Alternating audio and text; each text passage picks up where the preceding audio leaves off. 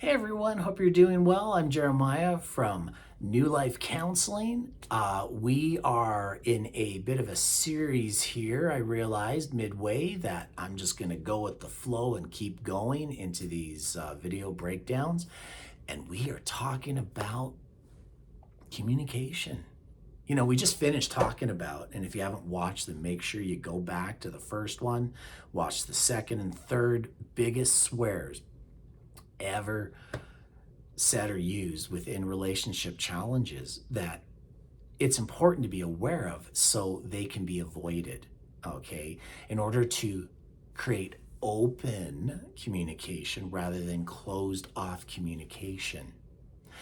So that means we got to get some application. What do I do, Jeremiah? What? Help us. Help me understand what to do so that way I can try to, even if it is going to lead to maybe an eventual outcome of conflict that's going to create challenges in the relationships we were dealing with. How can we at least decrease it a little bit or allow myself a chance to just self-regulate more effectively? Remembering breathing, so this way I can still, even if I have to say something difficult or challenging, it can be done in a way that is still thoughtful and caring at the same time. Whew, there's no easy, there's an easy question, right? Okay, so not going to do the review of any of the swear words. You got the other videos you can watch, okay? You're capable of clicking on that. That being said, if you're in a situation where you're like, oh, I just want to watch this video and I want to go back, this is the reason, at least personally, why I like to do the like and subscribe with other individuals that I watch and follow, because it allows me, it takes me right away to their data bank, videos that I can go, oh, that's the video I wanted to watch, and instead of just trying to find it and forgetting which one it was. So that's just one of the reasons and advantages of clicking like to subscribe. Plus, along with that, it allows, myself to be able to continue to make these videos and to continue to work on improving them, et cetera, et cetera. All right, enough of that stuff. So what do we do? Well, two things that we've talked about, I've hinted, I've talked about, I've mentioned, and that is active listening and I messaging. Hey, let's start with active listening. And that's a good place for you to go, what? We're going to talk about active listening. What? Okay, you're not listening. Stop. Oh, I just swore. All right, just having some fun here, okay?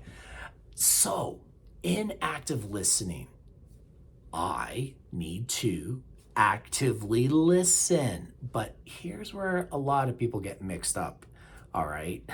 Including the therapist, right?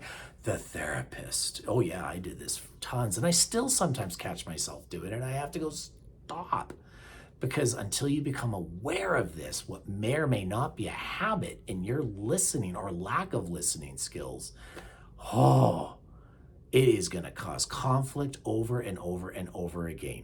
Okay, here's the key. Here's where most people mess up with active listening. They are listening.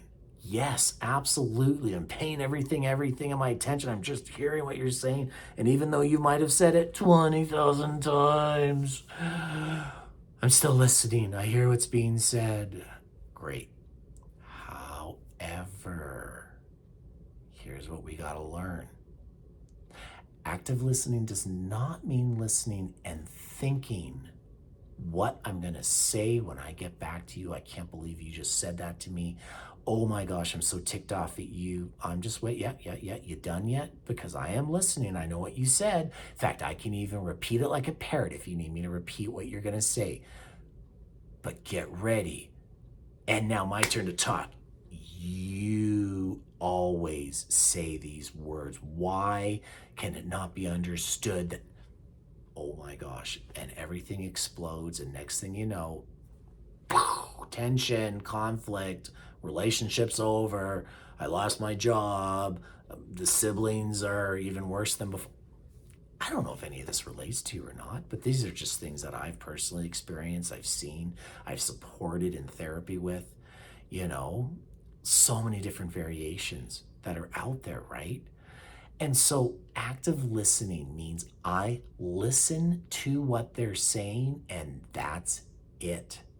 I don't have the back part of my mind going, I am checked out. La, la, la, blah, blah, blah, blah, blah.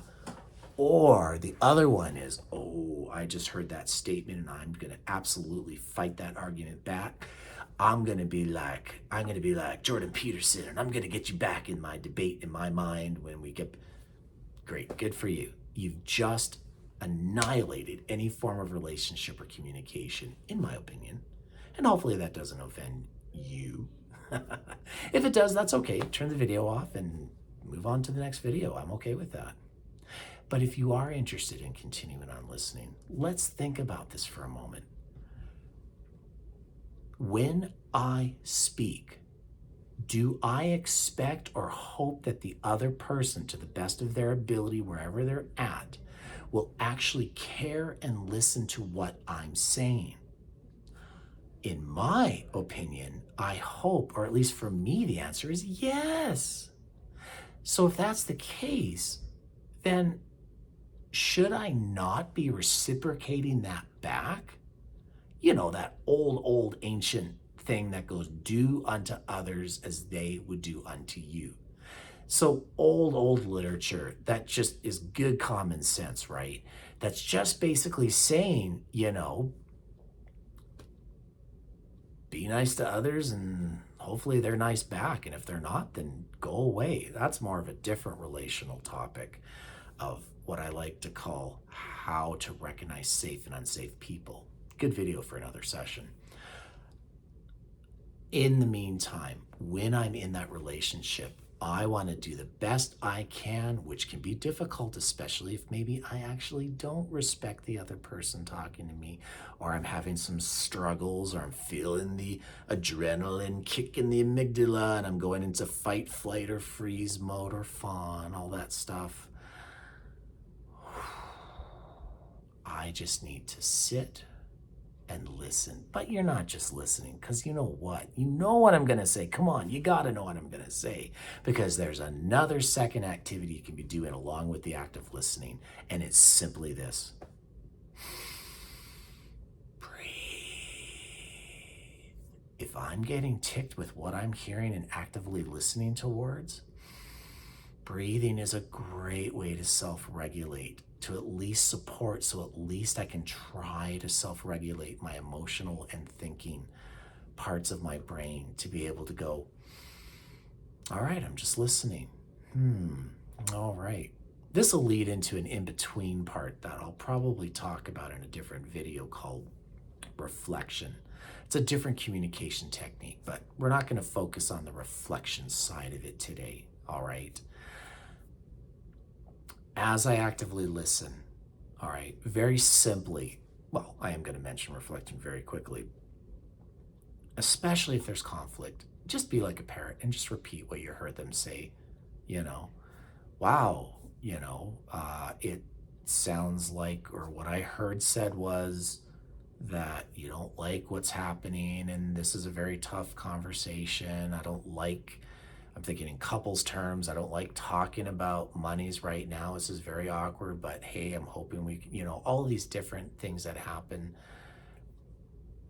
So many different distractions, thoughts that we could go into, relationships, sex, money,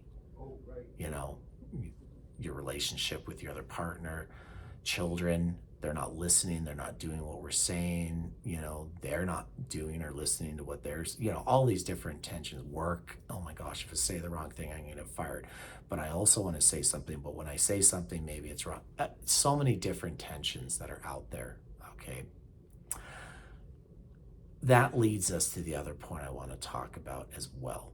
Okay. And that is a concept known as I messaging. Okay, now I'm just going to quickly introduce it, and then the video right after this, I'm going to talk about that concept known as I messaging to be able to kind of like a part one, part two. Okay, but I messaging is just simply this. It's I am speaking rather than using words like you or why or different absolutes such as always, never. I am going to speak what, and specifically what I am feeling. We're actually kind of combining, all right? We're integrating cognitive thought along with what we're feeling to be able to express to the other person what I am thinking and feeling. What's interesting about this concept is that even if you don't agree, or if you agree or disagree, I should say, with what I think or feel, that's okay because it's what I'm feeling. And we're going to talk about that more in the next video.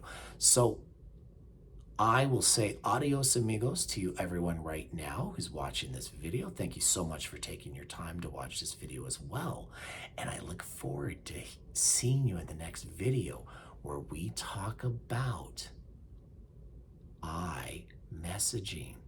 Powerful, powerful. Make sure you catch it and watch it, okay? All right, wherever you are at today, YouTube, I hope all the best for you wherever you're at, and we'll catch you later.